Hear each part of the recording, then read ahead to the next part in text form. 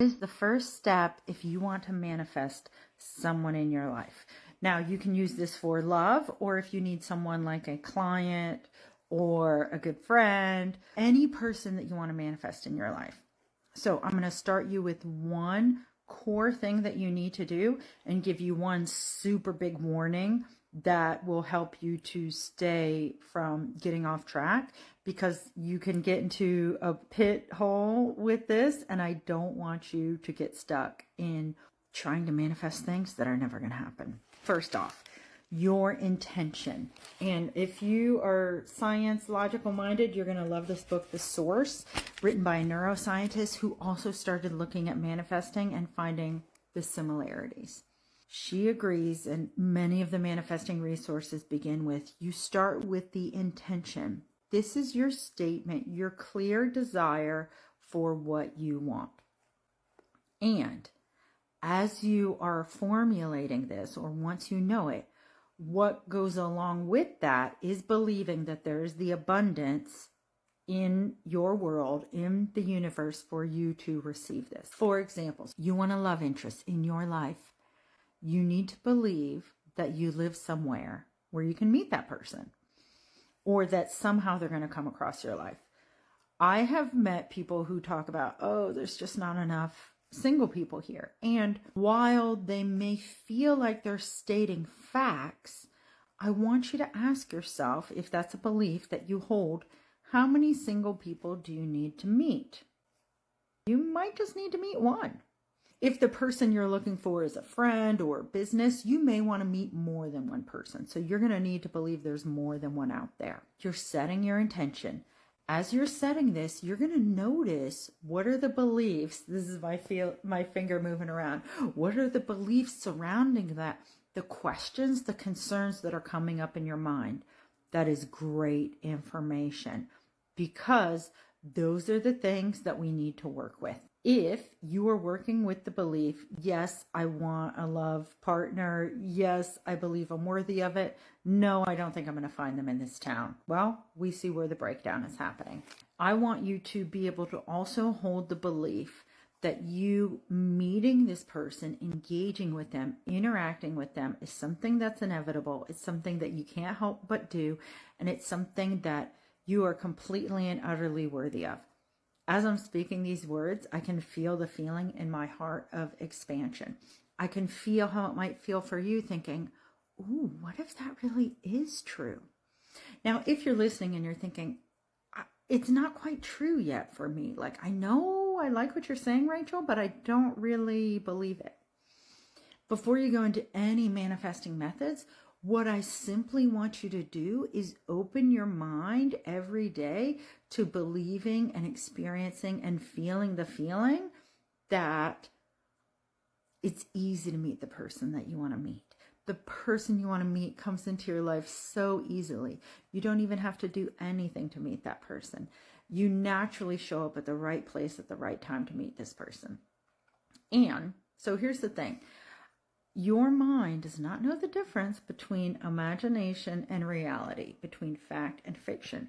That's why you can watch a movie and you're at the edge of your seat thinking, will they get out of this high-speed chase alive? Will they find, the psycho killer? Will they win the award and the contest that they're entering? All of those things that allow you to be so supremely engaged in a story is because physiologically, internally in your body, it feels like it's happening to you as you're watching it.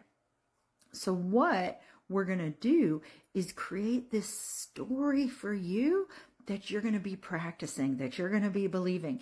You may have seen other people on here talking about being delulu, being delusional. It's okay to practice being delusional about a story that makes you feel so good.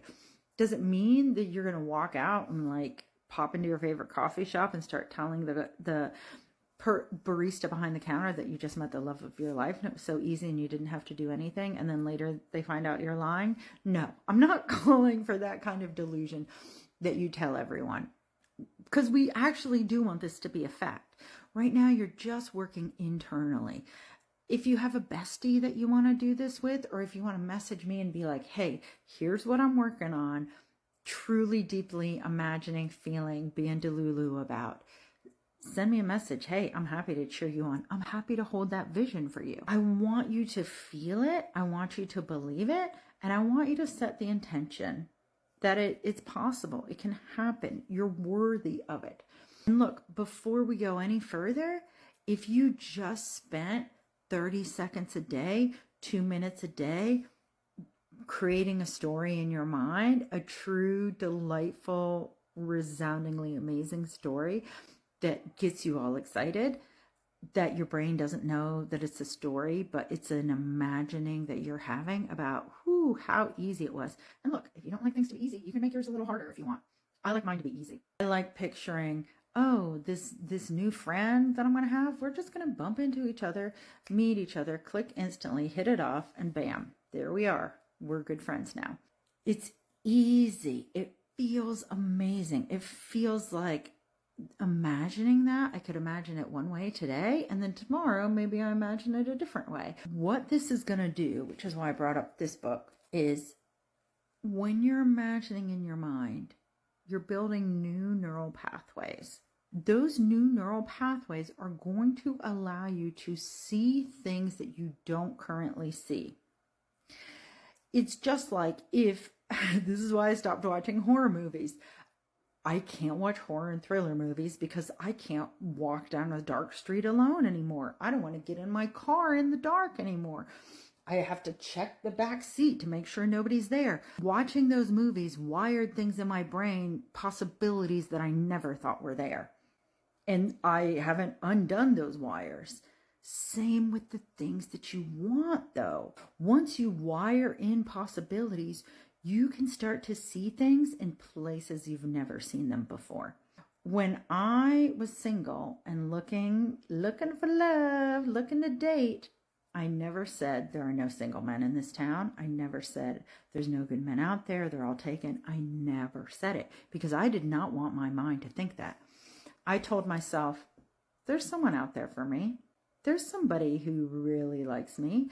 There's somebody who's going to think I'm amazing. There's somebody who's going to be like, wow, that girl is cool. Anytime I heard negative things from other people, I'd say, that may be true for them, but it's not true for me. And I would literally dismiss their things that they were saying so that I could go back to what I was doing. Now, here's where delusional thinking will help you. It helps you when it keeps you going towards the thing that you want and make sure that you don't give up before you get what you want. I don't want you to give up. You are worthy and deserving of it, and you can find it. Let's rewire that brain. Let's sit daily in the emotional story that you can picture of you having that relationship that you want. Do that every day. You can do it twice a day if you want to. I don't recommend doing it like 10 times a day because, you got other things to do. Spend some time on some other things.